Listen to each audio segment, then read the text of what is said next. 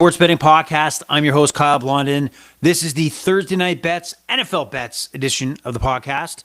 Welcome back. If you've joined us before, welcome. If you're a newcomer, this is a sports betting podcast called The Overrated Experience because you might guess it. We like the overs. And that's what kind of makes this an in-between square, an in-between sharp betting podcast. A sharp wants to use analytics. He wants to use logic and reason to place his wagers. I try to do the best I can on that. But the square bettor gets caught up in the emotion, the intensity, the action. And I can't lie, that's me as well. So welcome to the Overrated Experience. You can follow us on X at Overrated EXPER2. That's Overrated EXPER2. Let's get her going. Well, first, before we get her going and talk about the Thursday Nighter in the NFL, I'll let you know that this podcast originates from the city of Toronto, and we're celebrating a Toronto Blue Jays victory over the New York Yankees, knocking off the Bronx Bombers to head to the American League Championship Series, awaiting the winner of the Seattle Mariners and the Detroit Tigers. I'm sure we could talk betting on that all day because that's what we like to do. But this focus is going to be NFL action, and we're going to kick it off talking about the results from last week, week 5 of the NFL. We had a pretty good over-under week, 10 for 14. So listen tight, and write it down when I talk about some over-unders. Again, the podcast name is based on the concept that we like overs. So we did pretty good on that last week, 10 for 14, not bad. Spread, 8 for 14, and okay, so just over 500 on that one.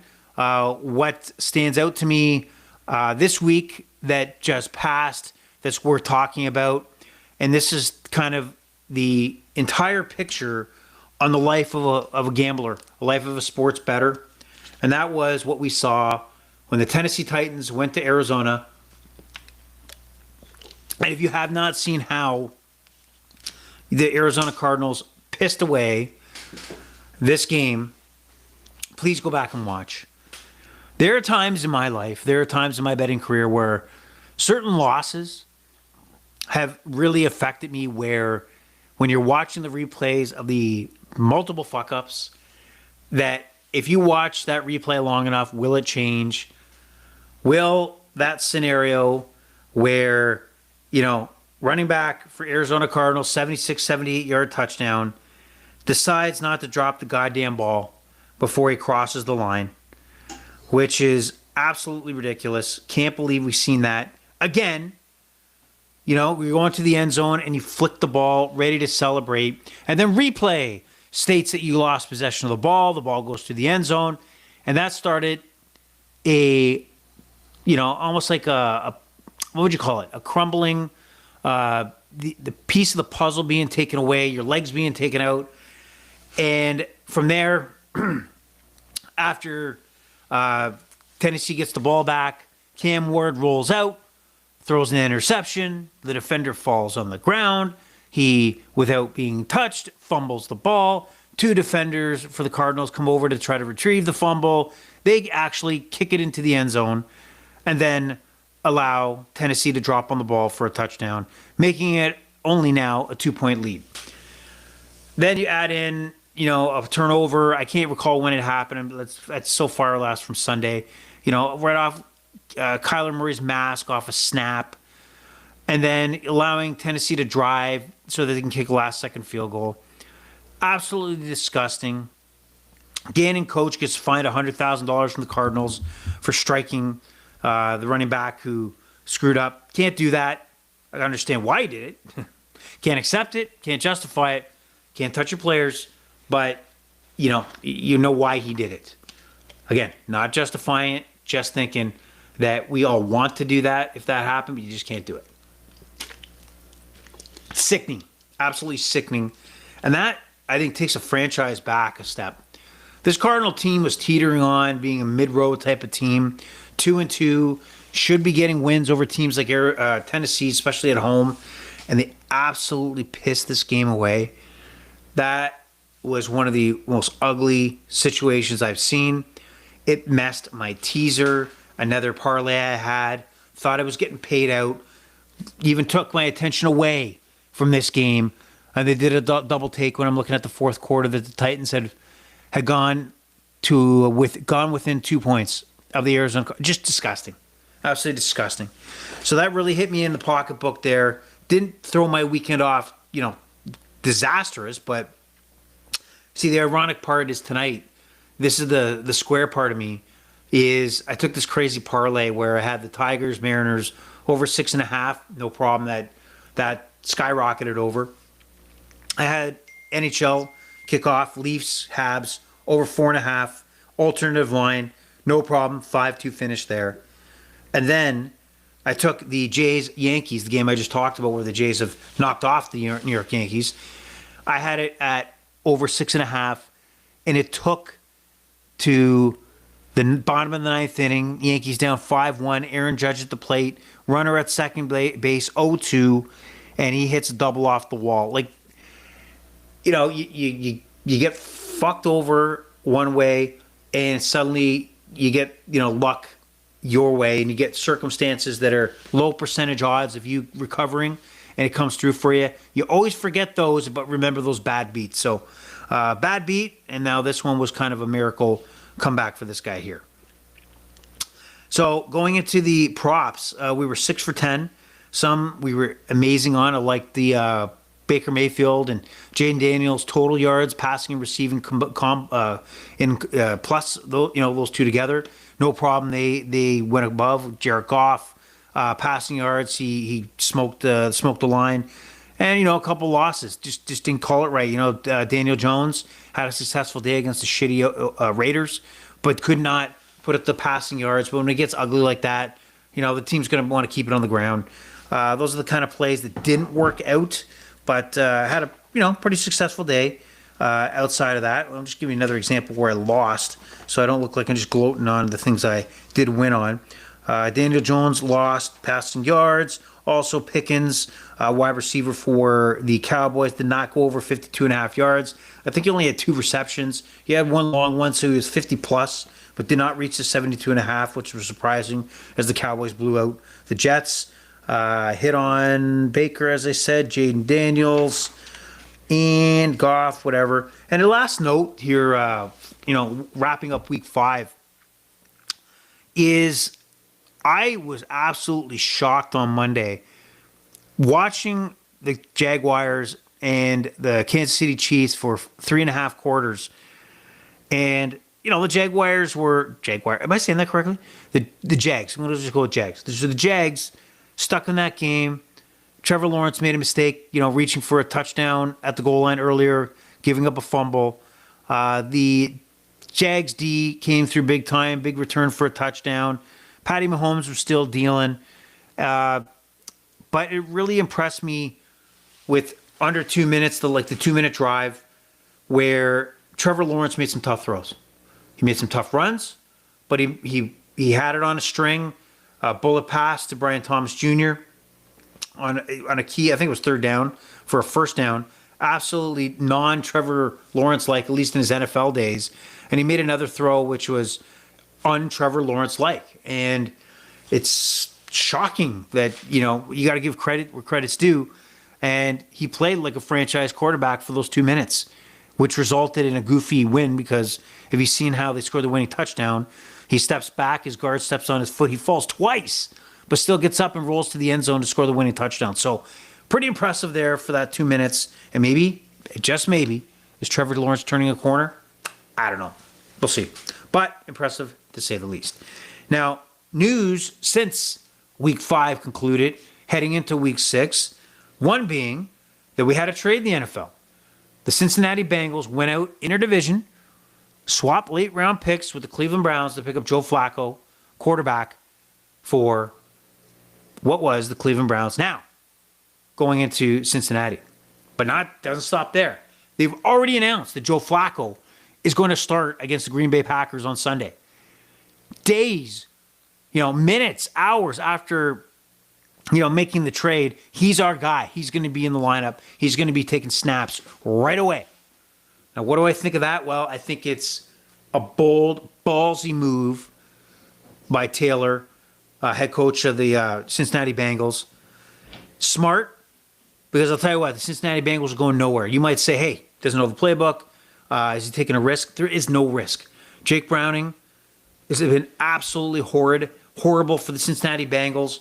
You have too many weapons on the Cincinnati Bengals team, too many Ferraris, too many Corvettes, too many just high-end talent to leave them with the shit that was Jake Browning. Now, I didn't see this drop off to this extent coming, as Browning's been under there before, as Joe Burrow's been out 2 seasons ago, and he was decent.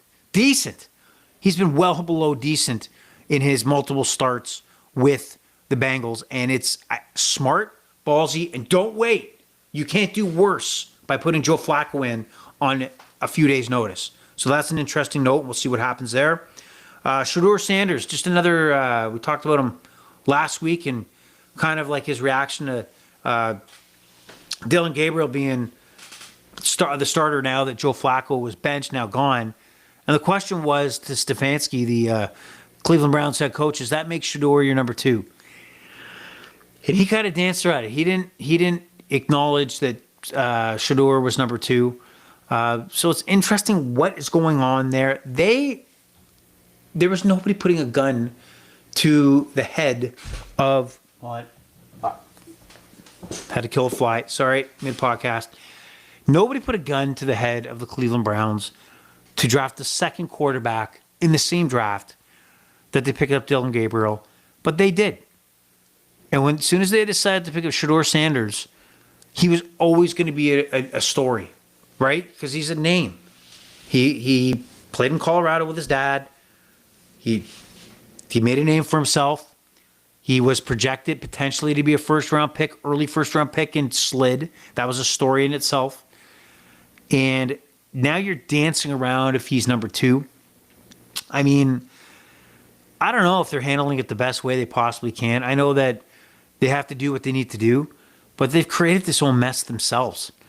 And I don't know what they're doing. So it'd be very interesting if they wind up bringing a practice squad quarterback to be number 2, even though he was number 3, and he just didn't move up the depth chart. They bring in somebody off the practice squad, maybe because it's a veteran. I don't know what they're doing. Cleveland is a little messed up, as you might notice already.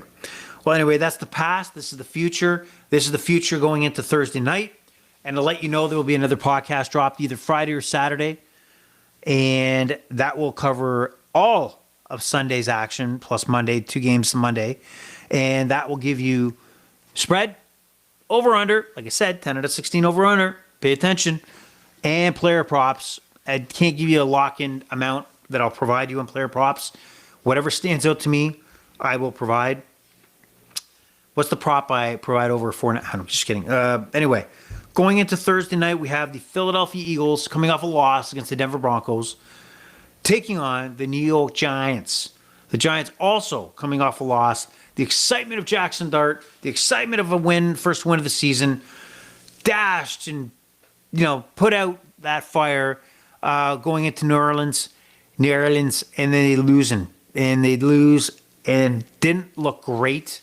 Didn't look horrible, but Jackson Dart looked like a rookie quarterback. Let's say that. Fumbles, turnovers, can't get the ball in the air. Quick out of the pocket to run. A lot of things that rookies do, but he's there to develop. So what do we got coming into this week? Well, we also have an Eagles team that has to keep A.J. Brown happy. Will that factor into my props? Find out. Listen, 2 minutes from now, you'll understand. So 7.5 is the line here. Philadelphia Eagles, our favorite divisional matchup heading into MetLife Stadium. And the over-under is a low 40.5. So what do we expect to play here? Eagles are 4-1, right? But, there's a bit of panic here. Like I said, you have A.J. Brown, who's kind of a distraction, I guess you would say, for this team. 4-0 before this loss. He was already upset that he was not receiving the attention, the volume that a custom top receiver would get.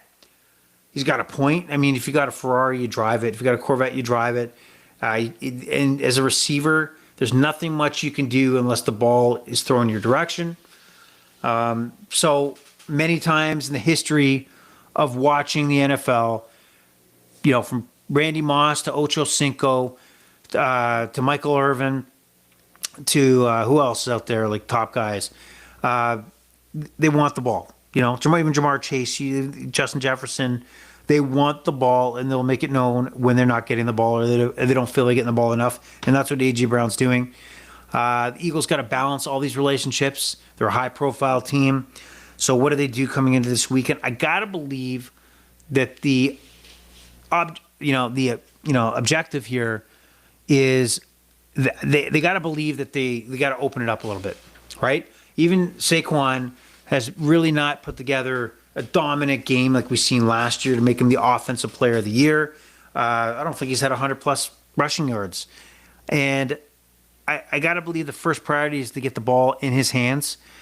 So I do like him more from a receiving perspective. And last week he scored a 57, 58-yard touchdown out of the backfield via pass. And right now his receiving yards are only 16.5, minus 114. I like the over. I think it's way too low. And I think the Eagles have realized that I have to make Saquon a part of this offense. And if it's not running the ball, I'm going to get the ball in his hands one way or another. And with this Giants D-line, even rookie Abdul Carter having a successful rookie campaign, they're going to provide pressure to Jalen Hurts. And Jalen Hurts is going to have the run-pass option, a lot of dump-offs. I think a lot of design plays like we've seen against Denver that puts the ball in Saquon's hands multiple times. And I think he breezes over the 16.5, at least on one play and one play alone, much less multiple balls heading his way. So he'll be the focal point. And will Brown be the focal point? No. I think there's problems there. I don't think it's going to be fixed on Thursday. And I don't know if we're going to see Brown really necessarily squash his displeasure for what volume he's getting. But I do think his counterpart there, Devontae Smith, will be a focal point once again, 100-plus yards in the loss against Denver. His over-under here, 50.5, minus 114. I like this to go over. I think Devontae Smith is a big-time receiver. Obviously he was a Heisman Trophy winner for Alabama. Am I right on that? Yeah, Devontae Smith? Yeah, he was. Heisman, yes. Wow, I'm drawing a blank here. If I only had the technology to check this, that'd be great. So I think he's going to be the factor in this matchup. I don't think we're going to see as much Brown as you might think. And we're going to have drama that A.J. Brown's going to bring up once again for the Eagles. But the Eagles get it done. They cover that 7.5. I think they win this game comfortably. I think they do want to put the ball in the air a little more. And I think it's going to go over 40.5. I think the Giants will score their 14 points, whatever it may be. Let's call it like 30-14. And the Eagles get it done. They cover the spread. And one last prop for you on this one. I do like Jackson Dart rushing yards over 35.5. He is he's in the part of his career right now in the NFL where he is going to quickly drop back. And if something's not there, he's going to make the safe play and take off and run. And the last two games, he's had 50-plus yards rushing himself. And when I see a line of 35.5 for Jackson Dart, I'm going to take the over. So to recap, the props on there, Devontae Smith receiving over 50.5. A.J. Brown, like I said, I'm not trusting that they will feed him the ball tomorrow. Saquon over 16.5 receiving against his former teammates. He tore them up last year, but I just can't buy that he's going to tear them up again this year based on what we're seeing so far this year. And plus that D-line is much improved for the Giants this year. And then Jackson Dart over 35.5 yards rushing. And then I got your same game parlay. You degenerates, you degenerate sons of bitches know that you shouldn't be doing the same game parlays. But every sports book that you're involved in, including FanDuel, where these lines are coming from, they throw everything at you to incentivize you to make that sucker's bet and do the same game parlay. I fall into the same trap when it talks about a 50% bonus or boost, I get caught up in it. I got to do it, right? but I'm just as degenerate as you are when it comes to those same game parlays. But we shouldn't. We should know better, but we don't. All right? But if you got to do it, let me give you some advice. So in this game, and I'm always going to give you a plus. Okay, I'm going to give you a plus. Same game parlay. This one I got 3 legs in this parlay. Eagles money line. I don't think there's a question that the Eagles win this game. I don't think we see a surprise win like we did last week with San Francisco walking to LA and knocking off the Rams with all those injuries. Dallas Goedert, alternative receptions over 3+ or more, tight end for the Eagles. Like I said, that Giants D-line is no joke. And Dallas Goedert is going to be the best friend of Jalen Hurts. Reliable receiver. Short passage yardage, at least 3 minimum. And then throw in Saquon 10 yards, alternate receiving total, 10 or more yards receiving. I like it. I like it a lot. $100 will pay you a profit of $128. Well, like I said, this is the Thursday Bet Show. This is the NFL Thursday Bet Show. It doesn't last long. I'm going to sit back and watch the celebration that is here in Toronto with the Blue Jays heading to the American League Championship Series. I'm going to wish you the best of luck, and I'm going to outright demand that you guys follow us on X and let us know you're there at Overrated EXPER2. That's Overrated EXPER2. Follow the podcast on your provider so you know every time an episode drops, and we're dropping one soon. And we're also going to drop one in the near future that covers the Netflix series about the Dallas Cowboys. Interesting series that just wrapped up. So we'll get to that. So stay tuned. Pleasure's all been yours. The Overrated experience is over and out. Happy Thanksgiving, you Canadians out there. Bye-bye.